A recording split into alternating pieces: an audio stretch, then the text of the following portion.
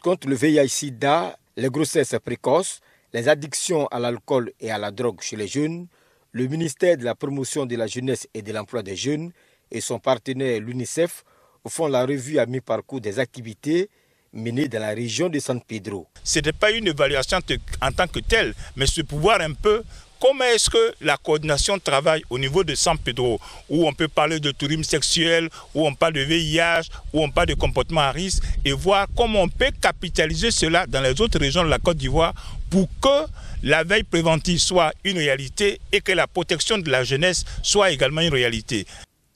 Le directeur régional de la promotion de la jeunesse, Bawa Jules, a présenté au cours de cette rencontre les actions menées sur le terrain. Entre autres, le renforcement des capacités des présidents des mouvements et associations de jeunesse en matière de lutte contre le VIH-Sida, les grossesses précoces et la toxicomanie, et l'inscription des adolescents et des jeunes sur la plateforme U-Report, un travail jugé satisfaisant par le partenaire UNICEF. Des échanges pour mieux orienter les actions à mener bientôt ont mis fin à cette rencontre qui s'est tenue dans les locaux des grandes endémies en présence du représentant du préfet des régions.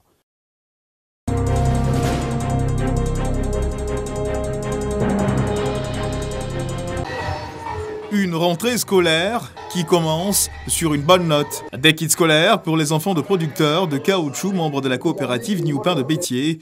Une action sociale qui cadre bien avec le thème de l'année scolaire 2018-2019, civisme et engagement de tous pour une école de qualité. L'un des objets de toute coopérative, c'est d'abord le bien-être de ses producteurs. Et il en découle le bien-être de nos enfants.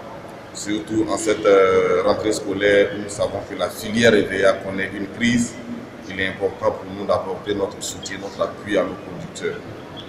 Ces kits scolaires sont composés de cartables, de cahiers et diverses autres fournitures permettant aux bénéficiaires de reprendre le chemin de l'école dans la sérénité. Une réelle bouffée d'oxygène pour les producteurs, parents, qui subissent les durs effets de la baisse du kilogramme d'EVA, aujourd'hui à 271 francs CFA.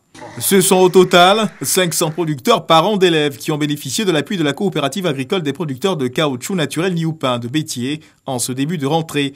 En retour, la société coopérative attend de ses producteurs la fidélité, la régularité et des produits de qualité.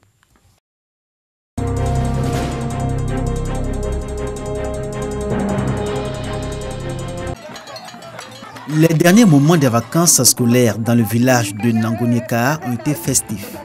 C'était lors des journées socioculturelles de cette localité, située dans la sous-préfecture d'Arikoka, région du Hambol. Chaque année, à quelques jours de la rentrée des classes, la mutuelle de développement de Nangonyeka, soutenue par les cadres et les populations, célèbre les meilleurs élèves. Objectif, les féliciter pour avoir bien travaillé à l'école et les encourager à l'excellence, mais en même temps, susciter chez tous les élèves l'application au travail et la culture de l'excellence. Pour l'édition 2018, les meilleurs élèves de tous les 6 villages qui composent la sous-préfecture d'Arikoka ont été célébrés. Ils ont reçu les récompenses promises et offertes par le parrain Touré Clouéry Lazare pour aborder la rentrée scolaire 2018-2019 avec optimisme. Lors de cette rentrée, les cadres d'Arikoka à la retraite, reconnus comme les meilleurs acteurs participant au développement de leur localité, ont également été honorés. Ils ont reçu un diplôme qui les exhorte à poursuivre sur leur lancée. Je vous exhorte, chers amis jeunes, à être des acteurs de développement. Nous devons marquer notre époque en nous unissant pour être forts afin d'impacter positivement notre très chère sous-préfecture par des actions fortes de développement. La mutuelle de développement de Nangonyeka veut faire des journées socioculturelles de ce village une institution. Et pour susciter la mobilisation de toute la communauté, elle y intègre un tournoi de football. Cette année, il était doté du trophée Touré Clouéry Lazare, du nom du parrain.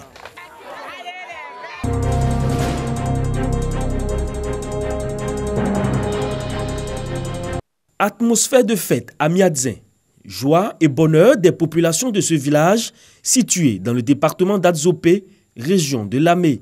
La localité vient d'être dotée d'une radio, un outil de communication pour renforcer l'existant en termes d'information de la communauté avec pour enjeu le développement de cette localité et le progrès des populations. Nous étions dans le traditionnel radio communément géré par les griots du village.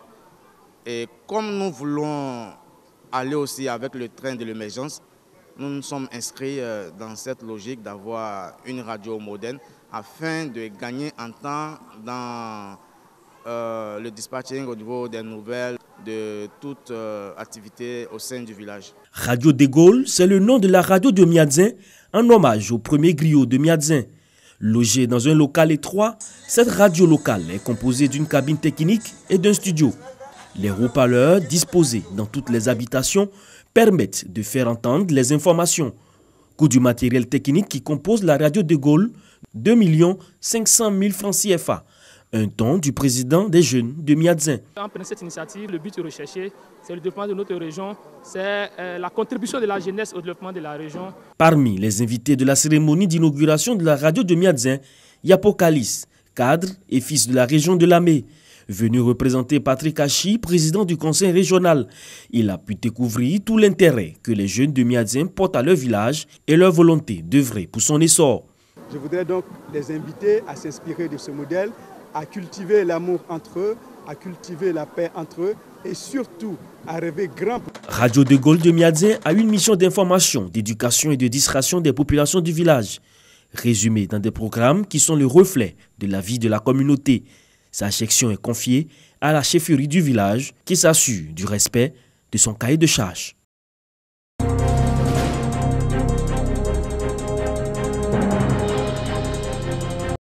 Souleymani est un village de 8000 âmes situé dans le département de Kounfao. Pendant la saison pluvieuse, il faut parcourir environ 110 km pour accéder au village en moto ou en voiture. Mais cette difficulté constitue désormais un lointain souvenir. Un pont a été construit sur la rivière Bada. Pour traverser là, c'était dur. Mais quand tu viens ici, quand tu arrives ici, il faut que tu descends les passagers et puis vont marcher et puis tu aussi tu vas faire doucement pour traverser. Mais aujourd'hui là c'est bon. Aujourd'hui là, si tu passes là, ça passe bien. Un pont qui vient désenclaver une dizaine de villages, dont Kwasi Anandjorin, chef-lieu de sous-préfecture. Ce pont, inauguré par le ministre Kobenan Kwasi Adjoumani, a donné lieu à une véritable fête populaire. Un moment de réjouissance pour ces populations qui ne passeront plus par Transua, soit 40 km supplémentaires pour rejoindre Kounfao. Le président du conseil régional du Kontougo, Ignace Kosonou, a saisi l'occasion pour rappeler les réalisations faites au profit du département de Transua dans le domaine de l'entretien routier. La remise de matériel biomédicaux au centre de santé de Diédou Pamasso, ainsi que la réalisation en cours de pont à motricité humaine à Priti 1, Tano Kwasi Pro et à Diédou Pamasso. Quand on a vu le reprofilage, les tables bancs, nous avoisinons le montant de 600 millions de francs que nous avons investis dans le département de Transua. Je lance un appel à l'union et à l'entente des filles et des fils du département de Transua pour relever les autres défis du développement. C'est le 5e pont construit en 2 ans par le conseil régional du Kontougo pour faciliter la circulation dans la région. Après la route, d'autres infrastructures ont été réalisées, notamment les collèges de proximité, dont le plus récent est le collège de Kwasi Anandjorin qui vient réduire le taux de grossesse en milieu scolaire dans le Kontougo.